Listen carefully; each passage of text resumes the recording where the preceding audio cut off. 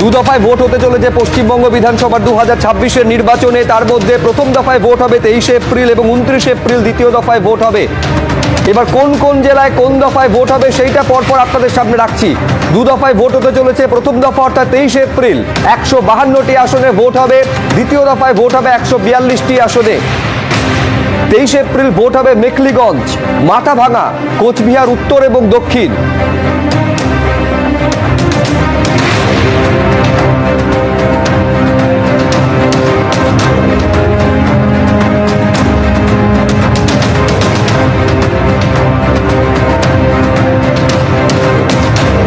চৌঠা মে হবে ভোট গণনা। প্রথম দফায় 152টি কেন্দ্রে ভোট গ্রহণ হবে এবং দ্বিতীয় দফায় হবে 142টি কেন্দ্রে ভোট গ্রহণ। আমি আরো বিস্তারিত ডিটেলের জন্য যাব সরাসরি নিউজ রুম থেকে। আমাদের প্রতিনিধি অতনু হালদার রয়েছেন। অতনু, বিস্তারিত জানবো তোমার থেকে।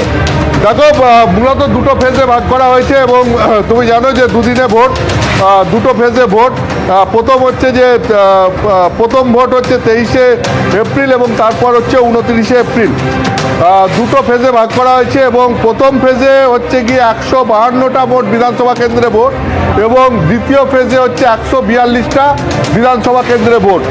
এখন পর্যন্ত যা ইলেকশন কমিশনের নোটিফিকেশন, সেখানে আমরা যা দেখছি জেলার তালিকা, তাতে প্রথম ফেজে ভোট হচ্ছে দার্জিলিং, কালিম্পং, জলপাইগুড়ি, আলিপুরদুয়ার, কুচবিহার, নর্থ দিনাজপুর, সাউথ দিনাজপুর, মালদা, মুর্শিদাবাদ, অর্থাৎ পুরো উত্তরবঙ্গ।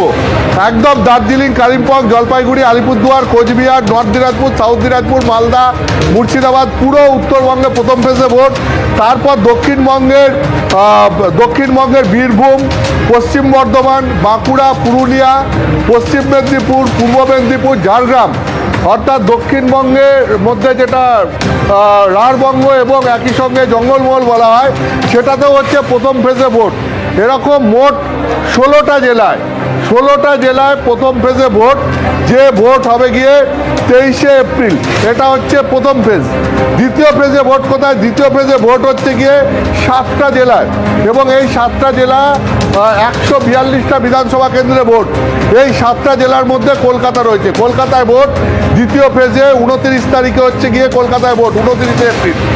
এবং এখানে কি কি রয়েছে? এখানে কলকাতা রয়েছে, উত্তর 24 পরগনা রয়েছে, দক্ষিণ 24 পরগনা রয়েছে, হাওড়া, হুগলি এবং পূর্ব বর্ধমান ও নদিয়া রয়েছে। আবার বলছি, কলকাতা, উত্তর 24 পরগনা, দক্ষিণ 24 পরগনা, হাওড়া, হুগলি, পূর্ব বর্ধমান, নদিয়া, এখানে হচ্ছে দ্বিতীয় ফেজে ভোট, অর্থাৎ 29 এপ্রিল ভোট।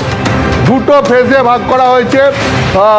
একটা ফেজে পুরো উত্তরবঙ্গ এবং দক্ষিণবঙ্গের মধ্যে জঙ্গলমহল সহ একটা অংশ এবং দ্বিতীয় ফেজে হচ্ছে কলকাতা এবং কলকাতার সন্নিবর্তী জেলাগুলো সহ এই অংশটা, মানে কলকাতা, উত্তর 24 পরগনা, দক্ষিণ 24 পরগনা, হাওড়া, হুগলি, এর বাইরে হচ্ছে গিয়ে পূর্ব বর্ধমান এবং নদিয়া। এইটা হচ্ছে দ্বিতীয় ফেজে ভোট 142টা বিধানসভা কেন্দ্রে। দুটো ভাগে ভাগ করা হয়েছে 294টা কেন্দ্রকে। প্রথম দফায় 152টা কেন্দ্র, দ্বিতীয় দফায় 142টা কেন্দ্র। এই হচ্ছে প্রথম দফা এবং দ্বিতীয় দফায় ভোটের হিসেব। অনেক দিন পর এত কম দফায় ভোট হচ্ছে, মাত্র 2 দফায় ভোট হচ্ছে। তুমি জানো যে 2001 এবং 2006 শেষ বিধানসভা ইলেকশন হয়েছিল 1 দফায়। তারপর আর কোনোদিনই 1 দফায় বিধানসভা ইলেকশন হয়নি। যদি দেখা যায় 2011 6 দফায় ভোট হয়েছে, 2016 7 দফায় ভোট হয়েছে, 2021 8 দফায় ভোট হয়েছে। এবারে সমস্ত রাজনৈতিক দলগুলোর দাবি ছিল, অধিকাংশ রাজনৈতিক দলগুলোর দাবি ছিল যে ভোট 1 দফা বা 2 দফায় করা হোক। এবং এখানে কলকাতায় এসে গণেশ কুমার সমস্ত রাজনৈতিক দলের বৈঠকের পর বলে গিয়েছিলেন যে তারা ঠিক করবেন ক দফায় ভোট হবে, সেটা আইন শৃঙ্খলাজনিত বিষয়গুলো খতিয়ে দেখে তারা ঠিক করবেন এবং সেই মতো তারা জানিয়েছেন আজকে যে 2 দফায় ভোট হবে। সারা রাজ্যে 2 দফায় ভোট হবে। 2021 যেখানে 8 দফায় ভোট হয়েছিল, সেখানে আবার এবারে 2 দফায় ভোট হবে। আমি যেটা তোমায় আগে বলছিলাম, 2011 6 দফায়, 2016 7 দফায়, 2021 8 দফায়, তার আগে 2001 এবং 2006 1 দফায় করে ভোট হয়েছিল। এবারে আবার 2 দফায় ভোট হবে এবং এটা অধিকাংশ রাজনৈতিক দলের দাবি ছিল।